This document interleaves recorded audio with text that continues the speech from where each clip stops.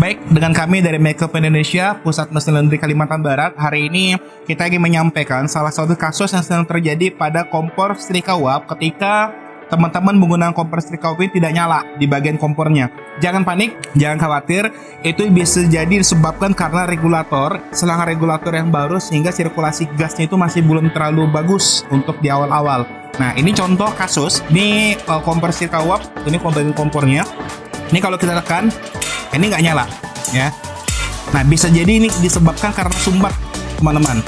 Sumbat di bagian gas LPG-nya menuju kompor. Dan ini terjadi tidak serta-merta langsung kita klaim bahwa kompornya rusak. Belum tentu.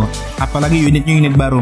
Nah, ini sekarang kita pindah ke bagian gas LPG. Nah, ini di bagian gas LPG-nya. Jadi yang perlu dilakukan oleh teman-teman adalah teman-teman memastikan di bagian on off ya, on off kompor ya, ditekan dulu.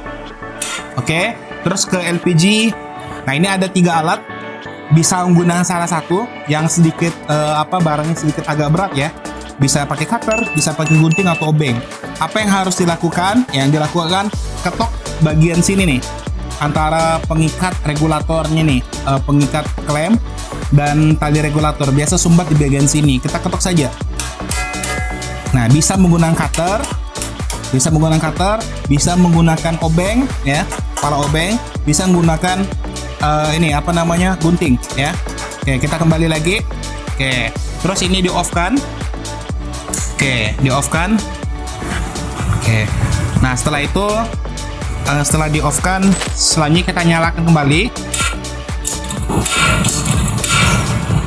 Oke, nah ini sudah nyala ya. Kita bisa lihat teman-teman, nih apinya nyala. Nah, artinya ini disebabkan karena memang di bagian gas ya, di bagian gasnya yang selang regulatornya baru ya, sehingga apinya perlu dipancing dengan ketok-ketok. Tapi itu hanya untuk beberapa kali ke depan ya. Kalau sudah sering digunakan tanpa diketok-ketok juga sudah normal ya. Tapi umumnya ketika ada kendala-kendala seperti itu, tinggal teman-teman ketok saja di bagian antara kepala regulatornya. Ini kasus yang pertama ya. Nah, kasus yang kedua itu bisa disebabkan di bagian pemantik. Nah, ini ada pemantiknya. Ini mesin kompornya. Nah, biasa disebabkan juga faktor yang kedua karena jarak pemantik yang sedikit jauh.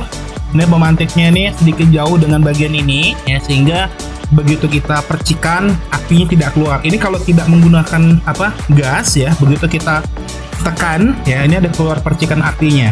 Nah, kalau misalnya rekan-rekan teman-teman sedikit kesusahan di bagian ini, teman-teman bisa memanggil teknisi nantinya untuk disettingkan ya. Kalau teman-teman bisa, silahkan setting sendiri. Nah, ini 2 faktor yang menyebabkan biasanya api tidak menyala ya untuk bagian kompor setrika uap. Jadi jangan khawatir teman-teman kalau seandainya terjadi demikian ya.